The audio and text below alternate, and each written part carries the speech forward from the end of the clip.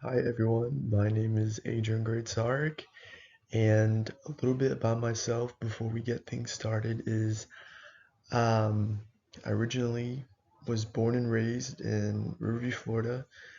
Um, I'm in I'm a transfer student. This is going to be my junior year from HCC, and I'm going to be pursuing a degree in entrepreneurship.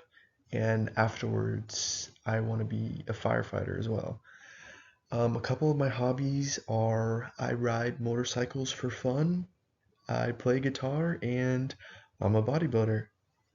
All right, enough about me. Let's get things started. So, everything that I'm going to be talking about today is coming pretty much directly from these two sources, Creativity Rising and the Netflix documentary, The Creative Brain.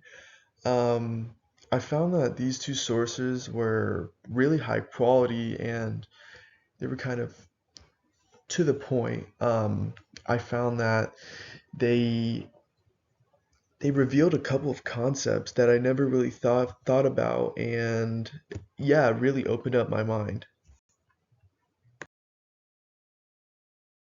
So the thing that stood out to me most while learning about creativity is just the sheer amount of things that is creative.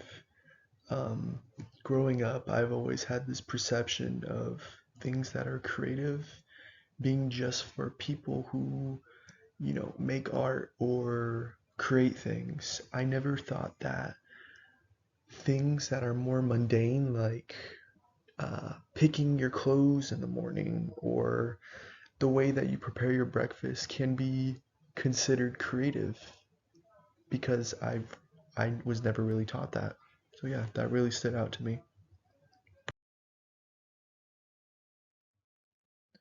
One thing that I found really interesting about the creative self were the C models, and like I was kind of talking about earlier, it really opened up my mind to the different kinds of creativity and how everyone uses uh, creativity in their daily lives. And, like, for example, when you see just doing everyday tasks can be considered creative, working up to the pro C level, like getting really niche specific and using a person using their creative ability to complete that task.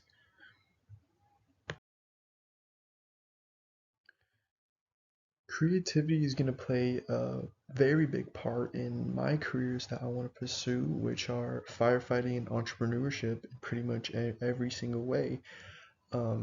You're constantly solving problems and dealing with new tasks. For example, firefighting, let's say you show up to a scene and there's a car accident, you have to think of ways how to get the person out of the vehicle without injuring them, and then you have to take care of them, assess the situation the best you can in order to save a person's life. While for entrepreneurship, you have to solve problems that your business might potentially have on a day-to-day basis in order to keep things running. And the skills that you need for this will be really problem solving, critical thinking, and collaboration. I think is also a very big one because, you know, working together in order to solve a problem would definitely be the most efficient and best way to do it.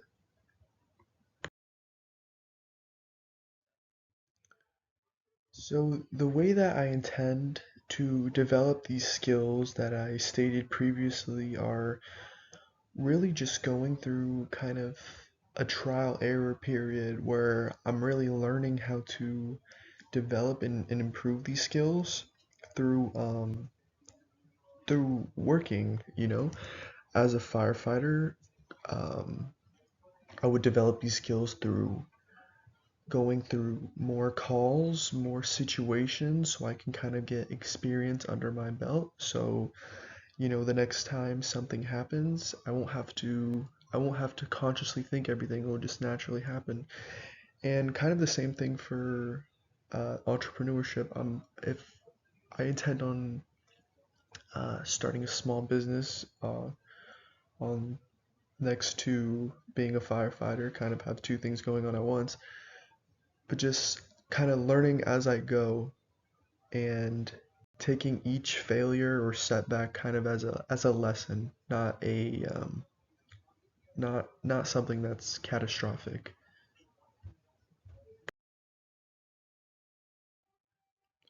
So overall, while starting to learn about the creative process and creating this slideshow presentation, um, I learned a lot of things about the creative process that I never even thought of previously, and I found that very interesting and enjoyable to learn about.